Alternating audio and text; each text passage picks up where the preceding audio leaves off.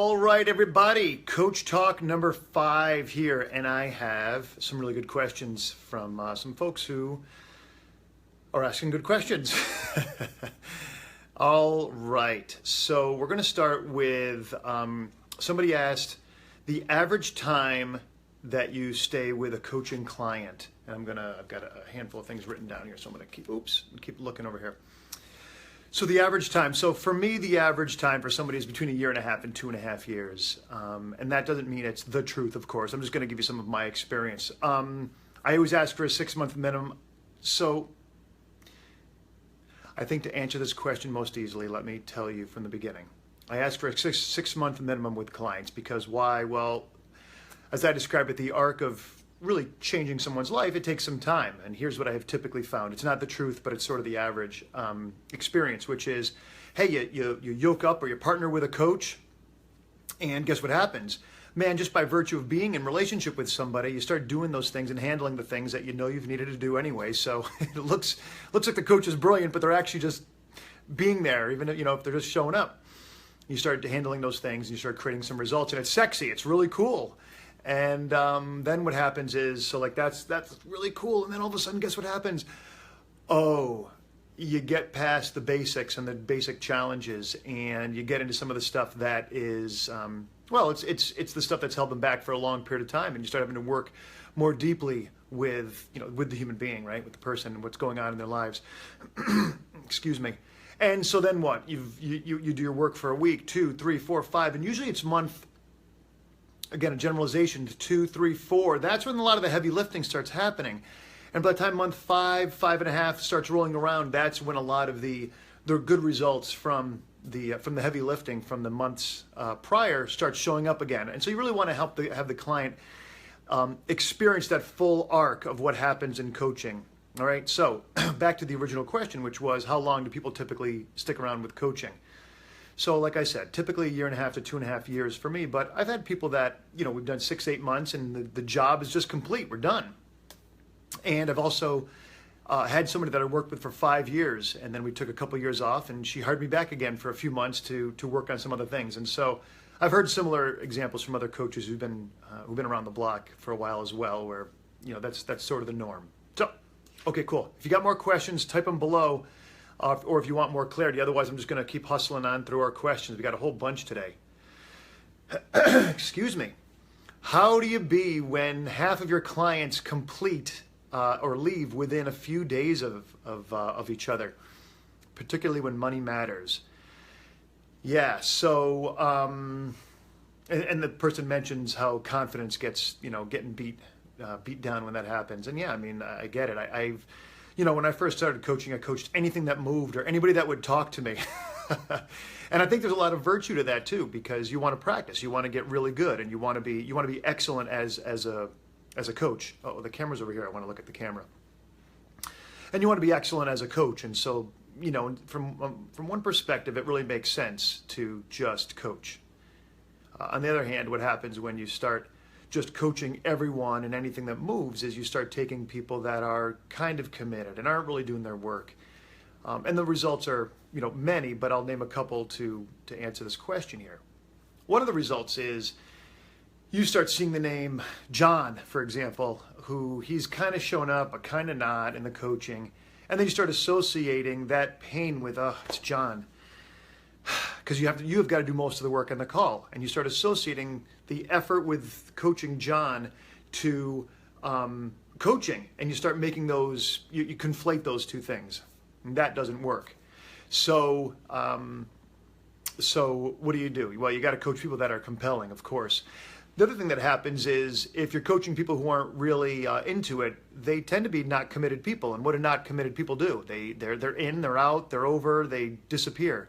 And when that happens, certainly streaks can come. And if you've got 7 or 8 clients and 4 or 5 of them leave within a few days, absolutely, it can be really demoralizing. So to the gentleman who asked this question, I just want to say, stay in the game and be more discerning about who you allow into your coaching practice. A lot of this is a mindset as coaches. We want so badly to help people, which is great. And we can get desperate to, will you help me build my practice? Will you help me by letting me coach you?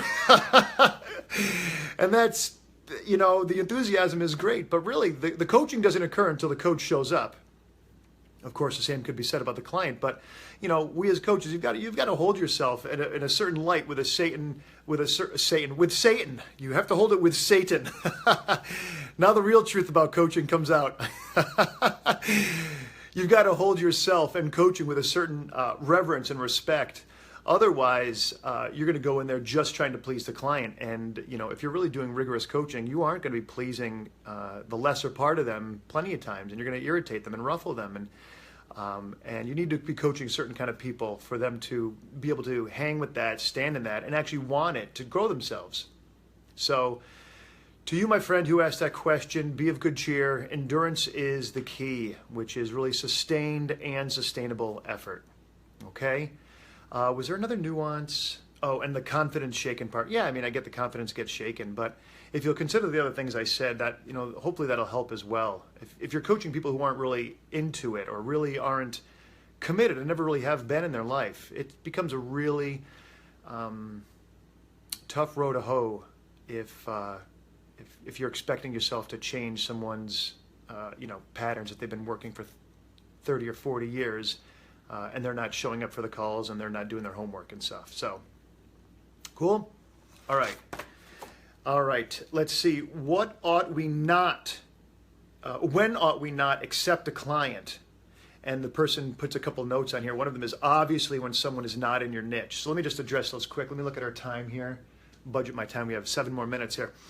So when ought we not accept a client? I'm going to first address the idea that obviously when someone's not in your niche, if someone's not in your niche, like say you are, you work with chiropractors, you love working with chiropractors, they're really into health and growth and whatever else. And then suddenly the principal of your kid's school comes to you, or, someone from, like I said, from another background comes to you. There's no reason you can't coach them. What really matters is, are they hungry to grow, as to my point before? Do they want to learn? Do they want to do their work? Is it someone with whom you feel like you could really make a difference? So there's a good question. So don't worry about niche in that sense. Now, if as coaching has become, by the way, more nuanced in terms of, I'm a sales coach because I was a salesman for 20 years. I wasn't, but if that were the case, sometimes people hire a sales coach because they also want expertise and not someone who just has, the capacity to be with them and ask good questions and reflect back what they hear and on, and the more general coaching competencies. If that's the case and you identify yourself as a sales coach and that's who you love working with and that's who you're passionate about and it doesn't really extend beyond that, well then of course you'd want to make sure you're working with more exclusively those people. But I want to offer you something that had my wife fall in love with me. She was in marketing and I was teaching a course that we met in a course, as a matter of fact.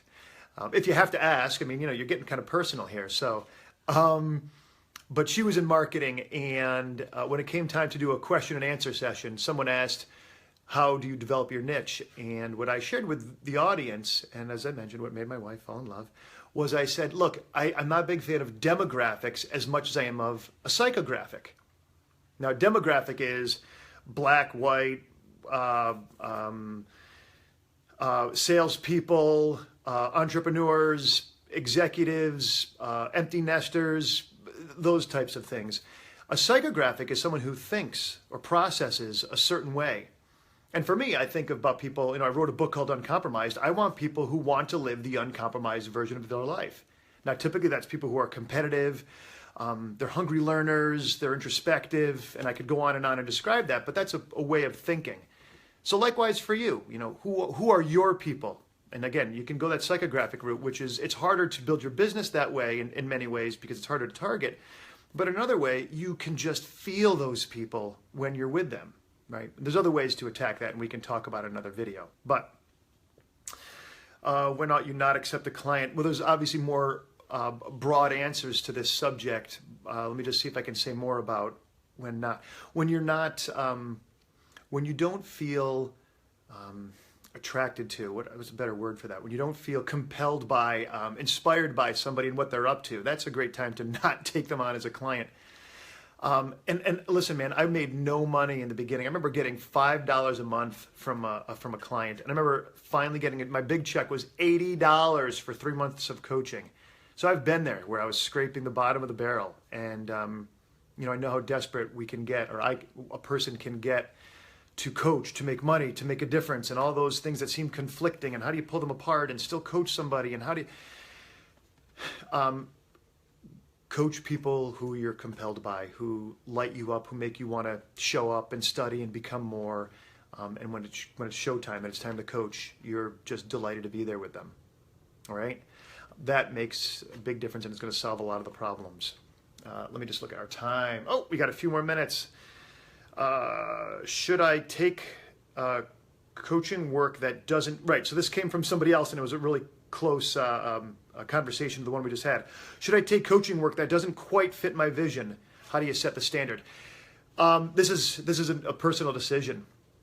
Again, when money comes in, if you're competent at something and you don't have any money going on and there's work and it's not in, again, we'll go with sales. It's not in sales, but it's more in, I don't know, my mind is going to fail me right now, but it's in another niche market. But you can make some money, keep your family fed, and keep coaching, and it's just not your most passionate work. Yeah, you're going to have to make a decision. What's most important? What really needs to happen there? And of course, the factors we're really playing with is coach. You've got to coach. You've got to get good at this work. I mean, you're not going to build a sustainable business if you're a mediocre coach. So you got to coach, and you got to coach to get better. And at the same time, you've got to be doing meaningful work for you. All right. Let's see. Oh, and how do you set that standard? Man, it's a personal conversation. Hopefully I've said enough to, get you thinking. I mean, those are the factors is, you've got to pay the bills, but also you've got to be doing work that, that really compels you and lights you up. So hopefully you're making that transition at some point to be able to be doing work that really work with people that really turn you on. So, oh my gosh, there's so much more to say. I'm going to tease you quick, and then we're going to get out of here because I want to keep our time consistent. Next week's edition of Coach Talk Q&A with Renaud. I'll address the question someone asked about coaching outside or inside. And I'll tell you a story about someone who was coaching me on a, what are those machines? A rowing machine. And when I heard all this racket, I was like, what is going on over there? And she asked if she thought it was okay if she used her rowing machine while she coached me. No, I'm not paying you to exercise. All right. Anyway, more next week. If you got more questions or nuanced questions to some of the things I talked about today, just write them below and we'll get to them next week. And peace, everybody. Talk soon.